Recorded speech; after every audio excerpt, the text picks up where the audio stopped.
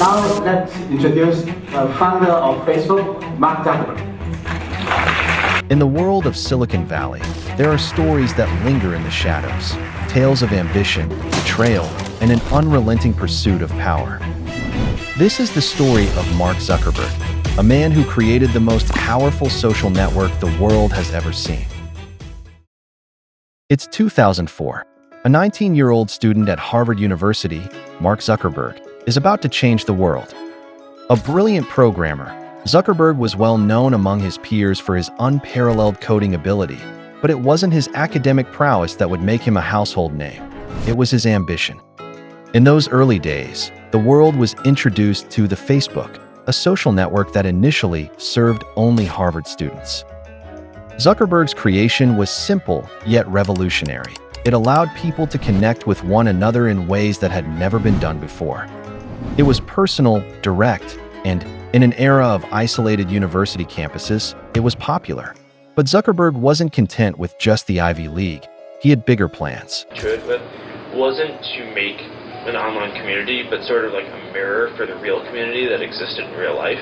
The Facebook expanded to other universities, and within months, it was a nationwide phenomenon. Facebook.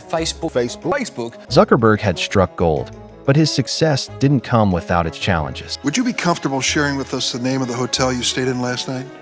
No. Is it an alternative to Facebook in the private sector? Yes, Senator. Which are you? Are you a tech company or are you the world's largest publisher? Do we feel a responsibility for the content on our platform?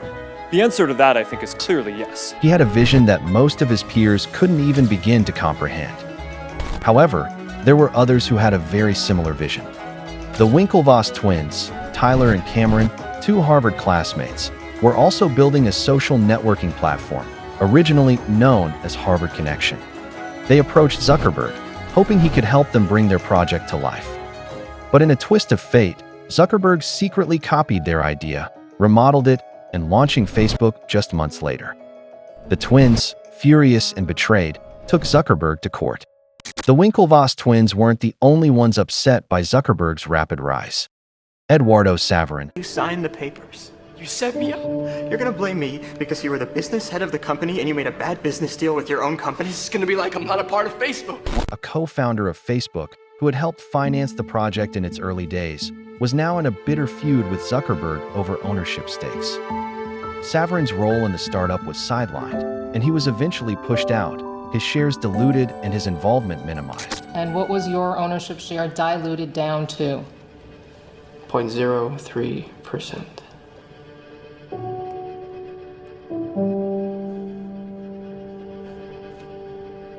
Eduardo, hurt and betrayed, filed a lawsuit against Mark Zuckerberg after finding out about this, claiming that he was unfairly stripped of his stake in the company he had helped build. But Zuckerberg's response was cold and calculated.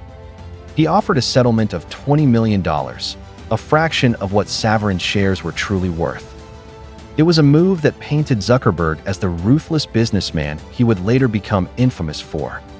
The legal drama surrounding the Winklevoss twins and Eduardo Saverin is legendary. Hollywood even immortalized it in the 2010 film, The Social Network, portraying Zuckerberg as the embodiment of Silicon Valley's cold and calculated ambition. But the reality was far more complex. It wasn't just about lawsuits. It was about Mark Zuckerberg's vision for Facebook. And that vision was clear: dominate the social media landscape at all costs. As Facebook's user base exploded, Zuckerberg set his sights on other emerging platforms. His first major acquisition? Instagram. In 2012, Instagram, a photo-sharing app founded by Kevin Systrom and Mike Krieger, was rapidly gaining traction. Zuckerberg wasn't about to let another potential competitor rise to prominence. Facebook acquired Instagram for a staggering $1 billion. It was a bold move, one that many saw as a strategic attempt to squash a growing competitor. But Zuckerberg had other plans. Instagram, under Facebook's ownership, would evolve into the most powerful photo-sharing platform in the world, while its competition, such as Path and Vine, was left in the dust. But Zuckerberg didn't stop there. He had his eyes on another competitor that was rapidly gaining popularity: Snapchat. Snapchat was the hottest new thing on the block. a platform where messages disappeared, a feature that was both innovative and appealing to the younger generation. Evan Spiegel, Snapchat's CEO, was invited to the Facebook headquarters for talks. Zuckerberg made his offer, a $3 billion buyout. Spiegel's refusal to sell Snapchat marked a rare defeat for Zuckerberg. In the years that followed, he relentlessly copied Snapchat's features, introducing Facebook Stories and Instagram Stories, a direct replication of Snapchat's disappearing photo feature. But it wasn't just about copying features. Zuckerberg understood that he didn't just need to kill competitors, he needed to monopolize the market. The pressure to dominate was palpable. When a promising new app like Vine emerged, it was rapidly shut down by Facebook's acquisition of Instagram. When new photo-sharing apps popped up, they were either bought or suffocated through strategic marketing campaigns. But perhaps the most high-profile rivalry of Zuckerberg's career came against another tech titan, Elon Musk. In an attempt to further extend his influence, Zuckerberg sought to acquire Twitter, now known as X.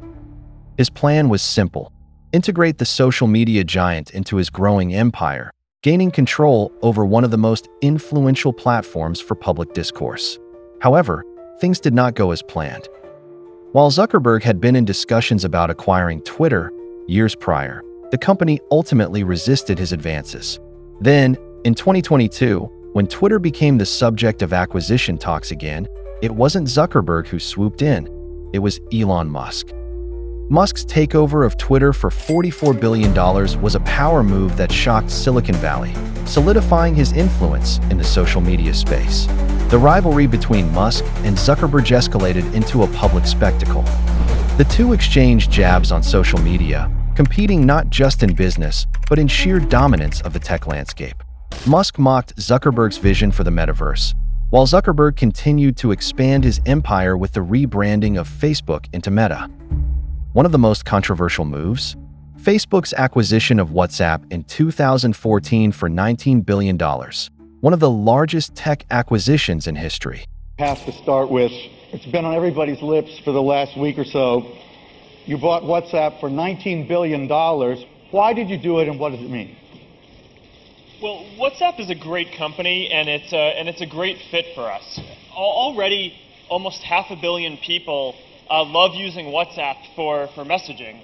And it's the most engaging app that we've ever seen exist on mobile by far. About 70% of people who use WhatsApp use it every day, which kind of blows away everything else that's out there. But you paid $19 billion. But with great power came great scrutiny.